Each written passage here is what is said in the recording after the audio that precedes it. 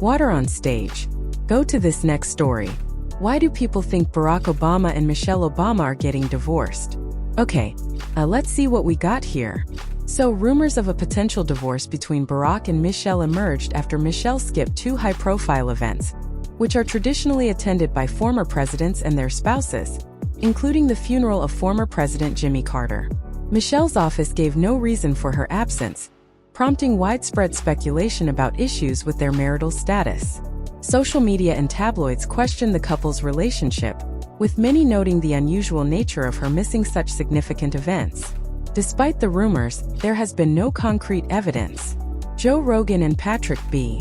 David just took a political sledgehammer to Barack Obama's carefully polished legacy. No teleprompters, no fluff, just raw, unfiltered takedowns of the myth, the media worship, and the mountain of contradictions behind the former president's image.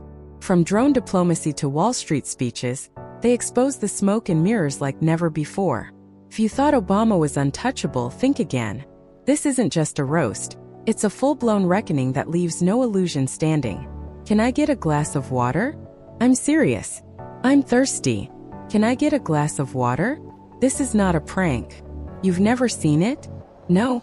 Oh my God, it's amazing. It's amazing. He gets a glass of Flint tap water and I swear to God he drinks it like this. Like this. It's so serious that Jimmy Kimmel asked Jennifer Aniston on the show, "Is there something going on with you and Barack? I've never seen this. I just sent it to Rob. Rob, is this really him asking?" Joe Rogan didn't ease into the roast. He charged in like a gorilla with a podcast mic in one hand and a protein shake in the other, ready to tear through every myth, illusion, and legacy that had been built around Barack Obama like it was some sort of presidential shrine wrapped in hope and recycled speeches. Say out loud.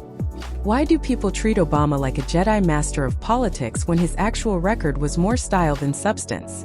Joe laughed as he painted the picture of a man who could deliver a speech with the grace of a Broadway actor, but somehow couldn't manage to close a deal without leaving behind chaos, confusion, or a few thousand drone strikes. Give me some volume and go full screen. What you know now, do you wish you had a third term? You know what? If I could make an arrangement where I had a stand-in, a front man or front woman, and they had an earpiece in and I was just in my basement in my sweats looking through the stuff and then I could sort of deliver the lines but somebody else was doing all the talking and ceremony, I'd be fine with that. We know he wasn't really running the country. Yeah, we used to think he was actually running it and now they're like, no, he didn't even see those executive orders. That was all auto. Rogan mocked the way people still swoon over Obama's cadence, like his vocal tone alone could pay off the national debt. He joked that the media treated every sentence Obama uttered like it was laced with divine truth. Even if the guy had just said the equivalent of political gibberish with fancy grammar, Joe pointed out that if Obama ever said something like, "We need to innovate the innovation with innovative innovations," the press would spin it as genius while the rest of the country sat there wondering if they missed a step. You know, that this would be the last thing he would do. But I knew he had it in him to make this happen. So, what are you thinking when you're giving this message? Like, what do you? Then Joe tackled the halo effect. The way Obama somehow remained untouchable no matter how many questionable decisions floated behind his smug grin.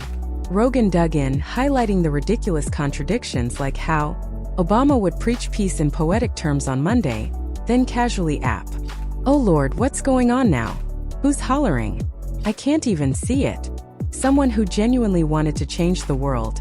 And that dude aged more than anybody. I mean, I'm getting old, so I can't hear that. Well, I can't see. My favorite part was when Kamala Harris shows up, looks over and sees Obama and Trump talking to each other, and she goes like, yeah, watch this. Look at this. Look at her face. Look how angry she is, dude. Look how angry she is. It's unbelievable. He also went after the branding. Joe ranted about how Obama's presidency felt less like a leadership era and more like a marketing campaign on steroids. Everything, from the iconic posters to the manicured media coverage, screamed staged perfection. Joe joked that Obama was the first president who came with a logo and a color scheme like he was launching a new iPhone instead of leading a nation. Even his walk, Joe said, looked like it had been choreographed. Then came the policy jokes. Rogan roasted the Affordable Care Act rollout like it was the worst tech demo since Windows Vista. He painted the scene of a president who promised a healthcare revolution, but ended up delivering a website that crashed. harder than a Joe Biden speech on quantum mechanics. According to Joe, Obama might have had the right script, but the execution felt like a sitcom with no laugh track and plenty of paperwork. And don't even get Joe started on the surveillance state. He blasted the idea that the guy who won a Nobel Peace Prize before even unpacking his socks in the White House expanded domestic spying like it was a Kickstarter project. Rogan rolled his eyes at the irony of Obama being the so-called transparency president while running one of the most secretive administrations in recent memory. He said if Obama were a magician, he'd pull a disappearing act every time someone asked for accountability. Let's do data. Rob, can you type in Obama's net worth in 2007? What was Obama in 2007? 1. 2 million.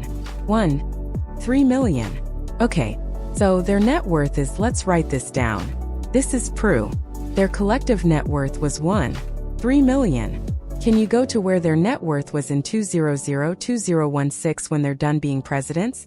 Okay, 2016. So, their net worth, as expensive as it was, they went from being 1. 3 million to 12. 2. Then there was the economy.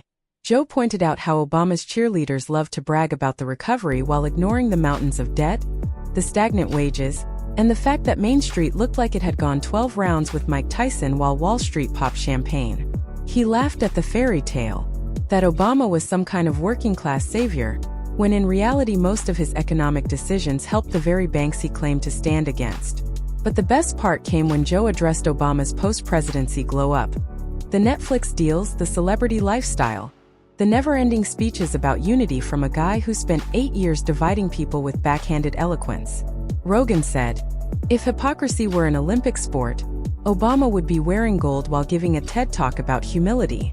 And then, just as the smoke was settling, Patrick Bet-David entered the arena. If Rogan was the flamethrower, Patrick was the wrecking ball, with spreadsheets, timelines, and a hunger for truth that made pundits squirm. Patrick didn't waste time with soft jabs.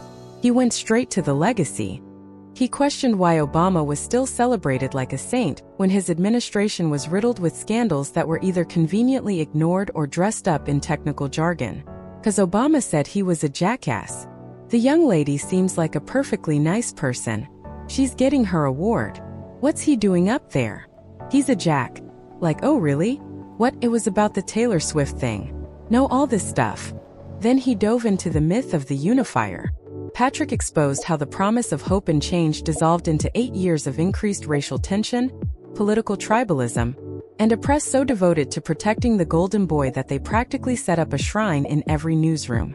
He mocked the idea that Obama was a great communicator, saying a real leader doesn't just communicate, they connect, they solve, and they take hits. Obama, he argued, only did the first one. The rest? Outsourced to blame shifting. Patrick took a jab at the media echo chamber that followed Obama like a cult.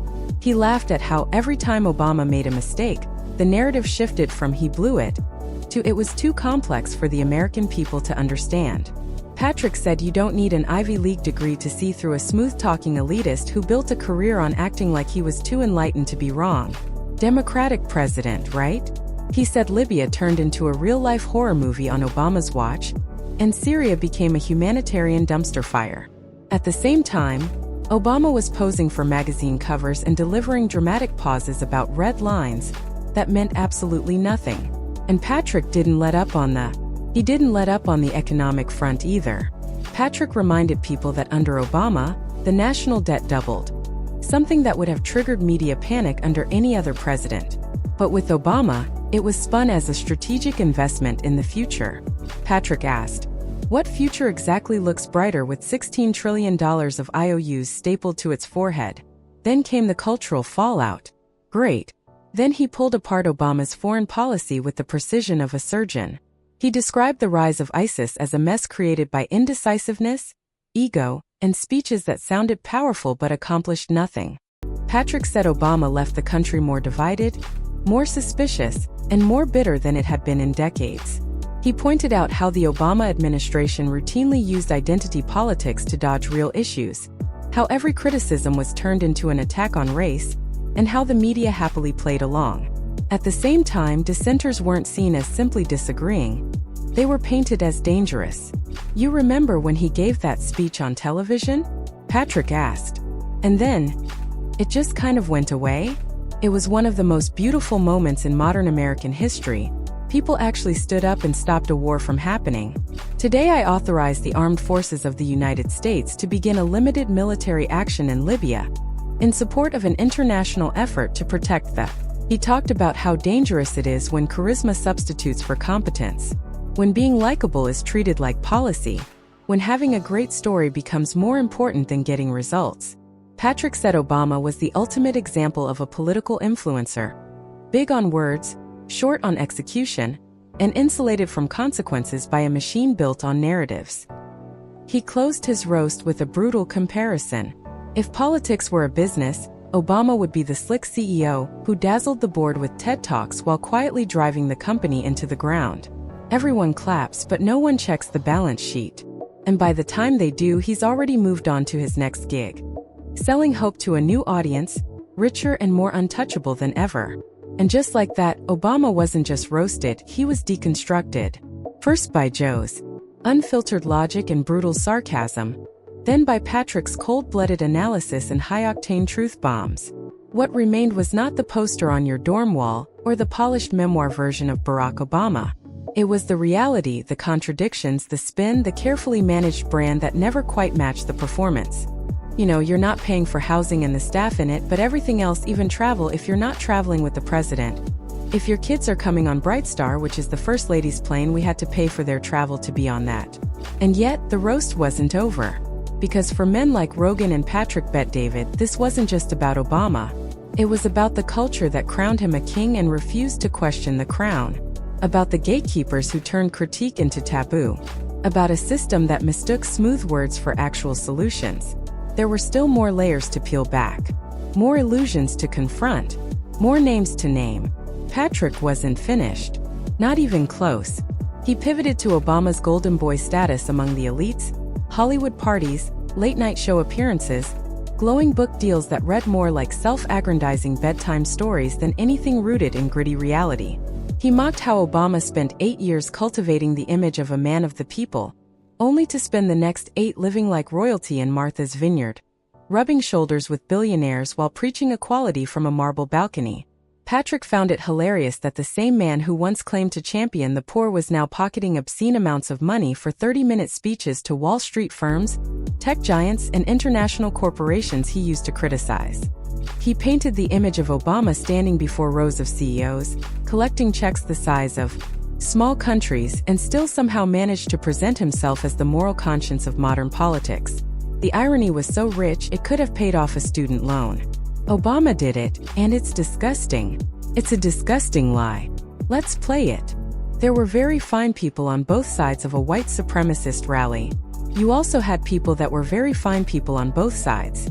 I'm not talking about the neo-Nazis and the white nationalists because they should be condemned totally. But you had many people. Patrick didn't hold back. He rolled his eyes at the way Barack Obama carefully branded himself as the youth whisperer. A leader who spoke the language of the young, who danced on late-night shows, curated Spotify playlists, tweeted with casual swagger, and used pop culture references to appear relatable. But beneath that polished image, Patrick argued, was a reality far less flattering. Instead of championing the struggles of the younger generation, Obama's policies often left them with burdens they may carry for the rest of their lives. One of Patrick's sharpest criticisms focused on student debt. He pointed out that under the Obama administration, the cost of college continued to skyrocket, while student loans became a generational trap. Obama talked frequently about reforming student loans, about making college more accessible and affordable, but Patrick argued that most of it amounted to little more than elegant talking points. Meanwhile, universities, emboldened by government-backed loan programs, raised tuition year after year, knowing that the money would keep flowing. The result? Millions of young Americans ended up graduating with crushing debt, limited job prospects, and an economy still recovering from the financial crisis. Patrick highlighted how Obama's administration expanded federal student loan programs, but didn't put meaningful pressure on universities to lower costs or increase accountability. Instead of solving the root of the problem, the system kept feeding it. Colleges operated more like businesses than institutions of education, with bloated administrations, luxury amenities, and marketing departments rivaling those of tech startups, all paid for by students who were told they had to take on debt to succeed. Worse yet, Patrick noted how Obama's messaging to young people was filled with hope and inspiration, yet backed by very little follow-through. He didn't just criticize the policies, he criticized the way Obama used idealism as a shield. The world. Watch this. Can I get some water? I really did need a glass of water. This is not a stunt. Usually when something isn't a stunt, you have to say It's that. 100% a stunt. When was the last time a president stopped a speech to ask, can I get a glass of water? What? They would never do that. They would have water ready for him. As a cool, progressive icon, even as millennials and Gen Z continue to drown in debt, delay homeownership, and face one of the most uncertain job markets in modern history, Joe summed it up bluntly. The dude sold dreams and delivered paperwork. Together, Patrick and Joe agreed. The most painful part wasn't just what Obama didn't do for the younger generation. It was how effectively he convinced them he had. Then Joe jumped back in the ring too, hammering the absurdity of Obama's celebrity aura. He joked that the man seemed more concerned with curating his Spotify playlist than confronting the mess he helped create. He said if image were leadership, Obama would be on Mount Rushmore. But substance? That was a different story. Joe said Americans got a lot of speeches, a lot of selfies, and a lot of cool moments, but not a whole lot of follow-through. They both agreed the tragedy wasn't just the gap between Obama's promise and his results. It was how many people still refused to see it, not because they couldn't, but because they didn't want to. Admitting that the great illusionist was just a man in a well-cut suit meant admitting they got played. And for a generation raised on his slogans, that truth was far too bitter to swallow.